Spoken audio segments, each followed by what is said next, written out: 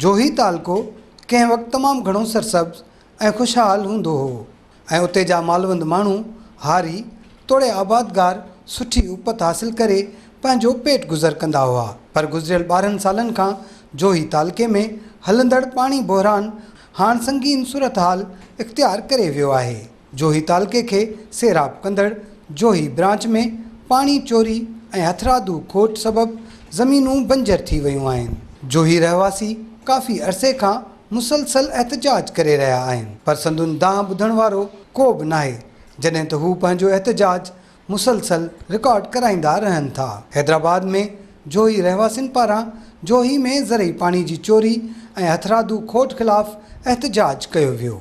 जोही वासियुनि रेडियो पाकिस्तान खां Hyderabad press club ताईं रैली कढी नारेबाज़ी कई, जॾहिं त सियासी समाजी क़ौमपरस्त तंज़ीमनि ऐं आबादगार अॻुवाणनि तोड़े औरतनि ऐं हारियुनि शिरकत करे जोही खे पाणी ॾियो ऐं जोही बचायो जा नारा हयां।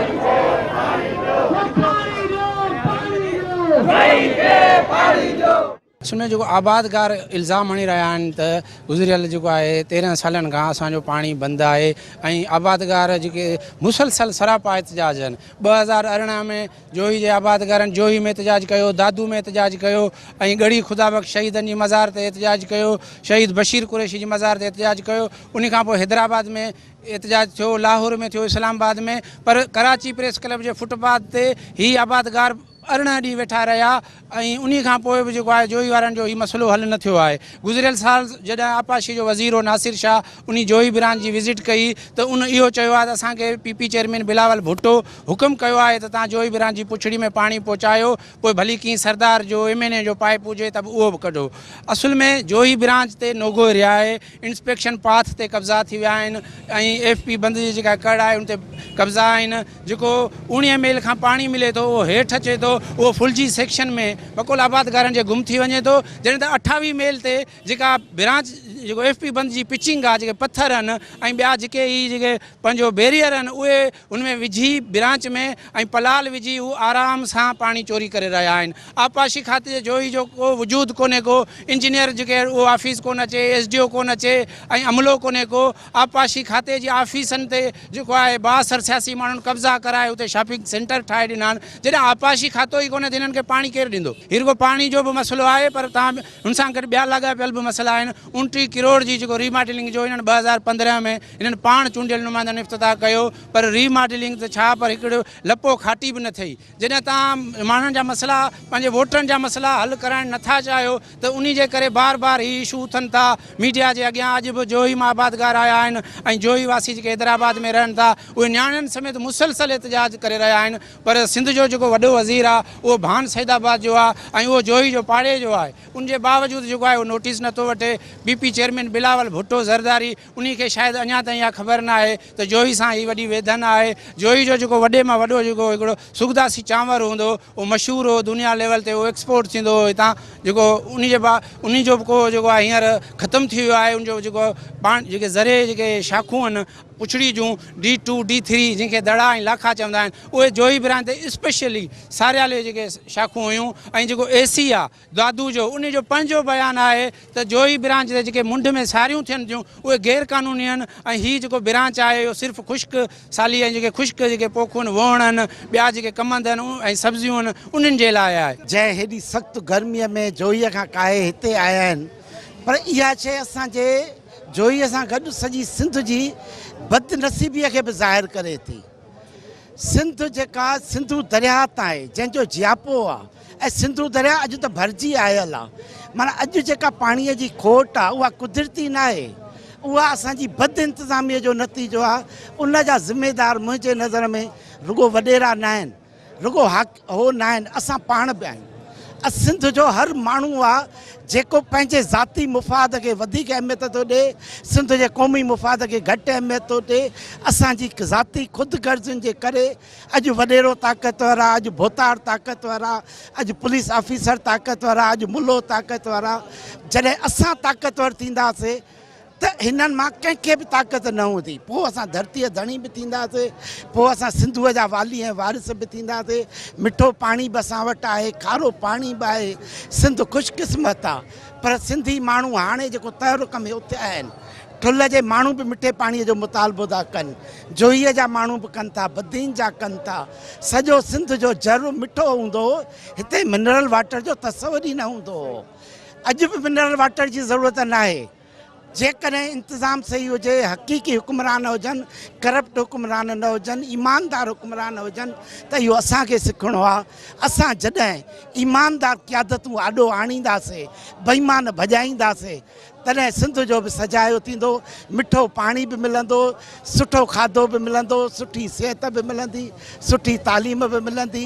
पर हीअ जिदोजहद जॾहिं जारी रहंदी, हिन जिदोजहद जे आड़ में हिकिड़ी ॿी शइ बि सिखण जी आहे। भत्ताखोरी असां जेका वठी वरी सौदेबाज़ी कंदा आहियूं, नतीजे में असांजी तहरीक लुड़ी वेंदी आहे। सभिनि खे इहा आहे त जहिड़े ख़ातिर ॿकरी न कोइजो, जिदोजहद ते साबित क़दम रहो, कामयाबी असांजा ज़रूरु क़दम चुमनि। जेके बि पुछड़ियूं आहिनि उन्हनि जे आबादगारनि खे पाणी नथो मिले। उहा पुछड़ी मलकानी शाख वारनि जी हुजे, उहा पुछड़ी बदीन ऐं खोसके वारनि जी हुजे, या उहा पुछड़ी जोही वारनि जी हुजे, या इवन उहा पुछड़ी जेकबाबाद जे इलाइक़नि जी हुजे। तंहिंजे करे मां सम्झां थो त इहो सिंध गवर्नमेंट जे लाइ ऐं सिंध जे आपाशी खाते जे लाइ सभ खां वॾो चैलेंज आहे त हू पुछड़ियुनि ताईं पाणीअ जे पहुच खे यकीनी बनाए। नंबर ॿियो त जेसि ताईं सिंध में पुछड़ियुनि जा आबादगार हिक ॿिए सां गॾिबा न, जेसि ताईं मलकानी ऐं जोही वारा न गॾिबा, जेसि ताईं जेकबाबाद ऐं बदीन वारा न गॾिबा, जेसि ताईं समूरियूं पाणी तहरीकूं हिक ॿिए सां न गॾिबियूं ऐं हिकु मुनज़िम आवाज़ न थींदियूं, तेसि ताईं मां सम्झां थो त पाणीअ जो मसइलो हल थियण जो को बि इम्कान कोन्हे। जेके उतां जा हक़ आहिनि उन्हनि खे चूंडे चूंडे गज़ब कनि था। उहो पाणीअ जो हक़ु हुजे, उहो नौकिरियुनि जो हुजे, उहो उतां जे फंडनि जो हुजे, उहो उतां जे तरक़ियाती स्कीमुनि जो हुजे, उतां जा जेके चूंडियल माण्हू आहिनि से चूंडे चूंडे अवाम जा हक़ गज़ब कनि था। तंहिंजे करे मां सम्झां थो त हीअ त 15 सालनि जो आहे, पर मुंहिंजो अंदाज़ो पंहिंजो आहे त जॾहिं खां जेको इलाइक़े में बासर माना पंहिंजा पेर खोड़िया आहिनि, उन खां पोइ उतां जे अवाम खे हक़ु न मिलियो आहे। जो इहे जा चूंडियल नुमाइंदा वॾी मज़रत सां उहे सभु इन पाणीअ जे चोरीअ में ऐं पाणीअ जे इन रियाकारी में मुलविस आहिनि। या उहा काछे में आहे, जबल में आहे, या कोहिस्तान में आहे, या थर में आहे। हाणे 62% जेको सिंध जो इलाइक़ो आहे उन में पाणीअ जो इशू आहे। इहो सिंध गवर्नमेंट जो प्रायोरिटी हुजणु खपे, तरजीह हुजणु खपे, ऐं असां समूरनि माण्हुनि जी त उन जे लाइ आवाज़ उथारियूं। ऐं सिंध गवर्नमेंट ऐं ॿिया जेके लाॻापियल इदारा आहिनि उन्हनि खे यकीनी बनाइणु घुरिजे त सिंध जो जेको 62% बंजर ज़मीनूं आहिनि, बंजर इलाइक़ा आहिनि, उन्हनि में माण्हुनि खे घटि में घटि पीअण जो ऐं इस्तेमाल जो जेको आहे साफ़ पाणी मुहैया करे। जोही वासियुनि जो चवणु आहे त दादू केनाल मां निकिरंदड़ जोही ब्रांच मां ख़ैरपुर नाथन शाह, ककड़, सुखपुर, खंभड़, बेगोदेरो, थरड़ी ऐं फुलजी समेत 20 माइनर ऐं शाखूं जॾहिं त 75 वाह निकिरनि था। जॾहिं त सियासी बुनियादनि तोड़े एरीगेशन अमले जी मिली भगत सां मुंड में पाणी चोरी कयो वञे थो, जंहिं करे पुछड़ी वारियूं ज़मीनूं बंजर थी वियूं आहिनि। पहिरियां त असांजो जोही जेको आहे ब्रांच उहो दादू केनाल खां 95 रेगुलेटर सीतां खां निकिरे थो। जितां मोहड़ में MPA अज़ीज़ जूणे जो आहे उहो पाणी ते असांजे ते धाड़ो हणे थो।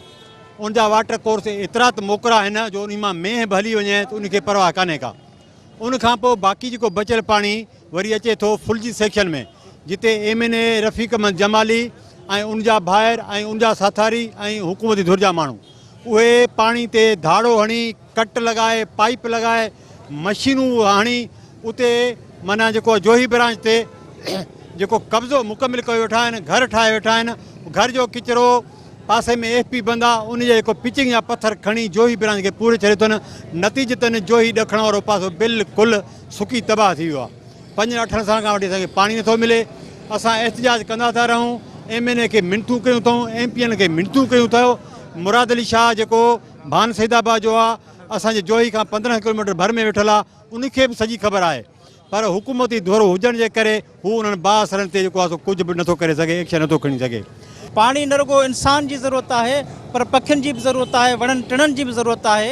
पाणी खे बंदि करणु, पाणी खे सियासी बुनियाद ते विरासत करणु, इहो मुकमल तौर ते मज़हमत ऐं इंसानी भंजकड़ी जो अलमियो आहे कि हिकिड़े ॿिनि माण्हुनि जो पाणी बंदि न आहे, हीअ हज़ारे लखे माण्हुनि सां तालुक़ु रखंदड़ जोही जो पाणी बंदि आहे। ऐं उतां जा वॾेरा मीर पीर पाणी ते आयाशूं करे रहिया आहिनि, पाणी ते सियासत करे रहिया आहिनि। जेको उन्हनि खे वोट नथो ॾिए उनजो वाटर बंदि करिणो आहे, उनजो पाणी बंदि करिणो आहे। इहा हिकिड़ी इंतिहाई जो काज़ो इंसानी भंजकड़ी आहे।